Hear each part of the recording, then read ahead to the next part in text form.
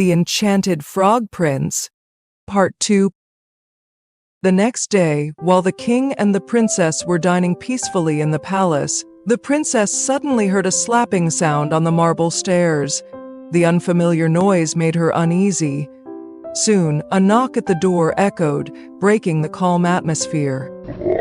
Princess, dearest and most beautiful princess, open the door for me.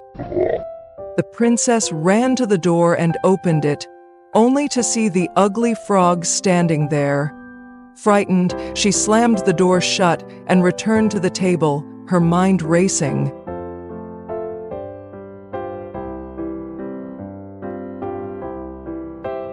My dear, what has frightened you so? Is it a giant outside the door trying to take you away?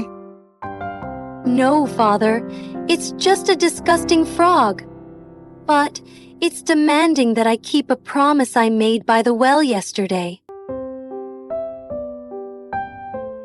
While the princess explained, the knocking resumed, accompanied by the frog's persistent voice.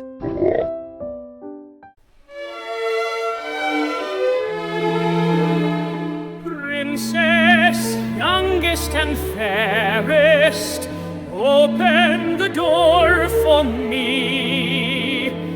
Have you forgotten so soon the promise you made to me by the cool well beneath the tree? A promise is a promise. Go and lead the frog in. Reluctantly, the princess opened the door. As soon as she did, the frog hopped past her and followed her closely to the dining table. She sat down, trying to remain composed, though her face betrayed her discomfort. Lift me up to sit beside you. The princess hesitated, but the king's stern gaze left her no choice. Begrudgingly, she lifted the frog onto the chair beside her. No sooner had the frog settled than it made another demand. Push your lovely little golden plate closer so that we may eat together. Feeling revolted, the princess complied, sliding the plate toward the frog. While the frog ate heartily, she found each bite of her own meal harder to swallow. This is unbearable. Why must I endure this for a promise I didn't mean to keep? After the meal, the frog turned to the princess with yet another shocking request. I've had my fill, and now I'm tired. Take me to your little chamber, prepare your soft bed with fine linens, and let us sleep there together. Horrified by the suggestion, the princess burst into tears. The thought of the slimy frog in her pristine, comfortable bed was too much to bear. But the king intervened firmly.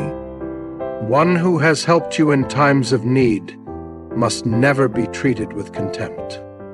With no way out, the princess reluctantly carried the frog to her room.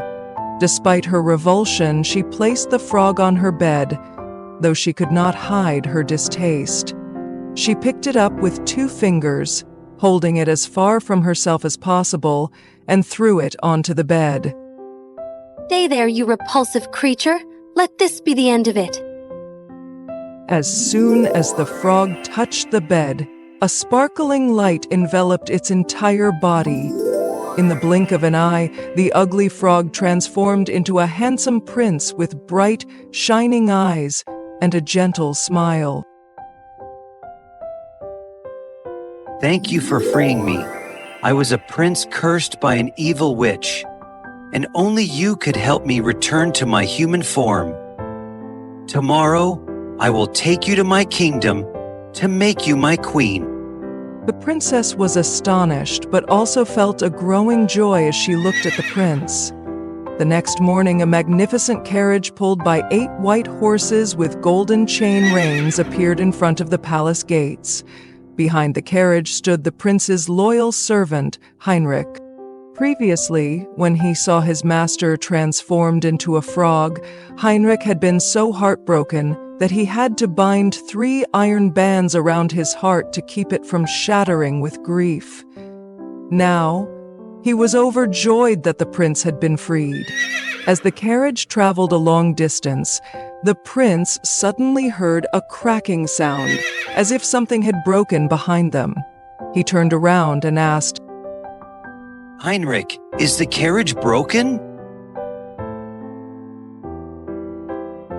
Not the carriage, my prince. That is the sound of my heart's iron bands cracking. When you were a frog, my heart ached with sadness. And so, the cracking sound echoed 2 more times during the journey.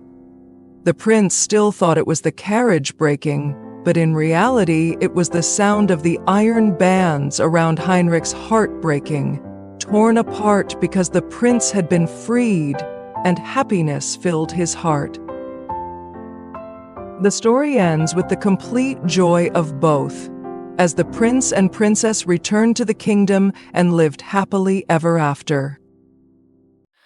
Lost in the haze, my mind starts to wander.